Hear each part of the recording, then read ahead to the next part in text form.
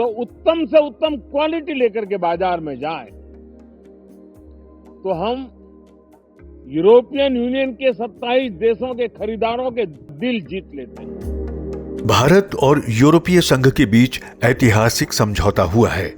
दिल्ली के हैदराबाद हाउस में प्रधानमंत्री श्री नरेंद्र मोदी और यूरोपीय आयोग की अध्यक्ष उर्सुला वॉन डेर लेयेन और यूरोपीय परिषद के अध्यक्ष एंटोनियो कोस्टा ने मुक्त व्यापार समझौते पर हस्ताक्षर किए।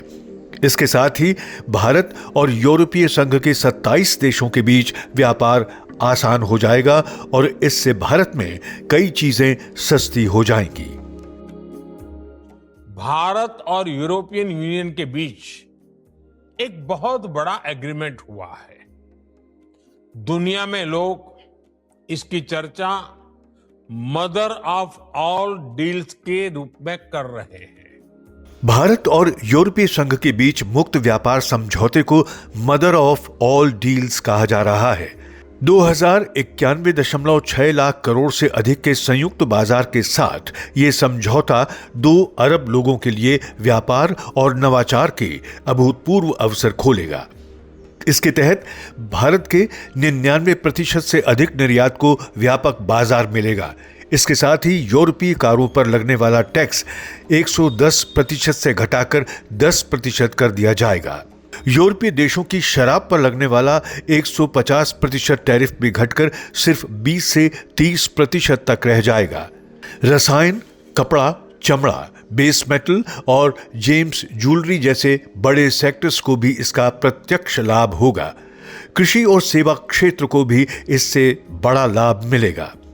भारत और यूरोपियन संघ के बीच सेवा क्षेत्र का कुल कारोबार करीब $83 बिलियन का है। समझौते के बाद भारतीय पेशेवरों के लिए यूरोप में काम करना आसान हो जाएगा, यानी भारतीयों के पास रोजगार के अवसर बढ़ जाएंगे। 27 देशों के साथ हुआ ये समझौता हमारे देश के मछुआरे, हमारे देश के किसान, हमारे देश के युवान, सर्विस सेक्टर में जो लोग विश्व में अलग अलग जगह पे जाने के उत्सुक हैं, उनके लिए बहुत बड़े अवसर लेकर के आ रहा है। और मुझे पक्का विश्वास है एक प्रकार से कॉन्फिडेंट, कॉम्पिटिटिव और प्रोडक्टिव भारत की दिशा में ये बहुत बड़ा कदम है। मुक्त व्यापार समझौते से भारत के आर्थिक महाशक्ति बनने की राह प्रशस्त हुई है।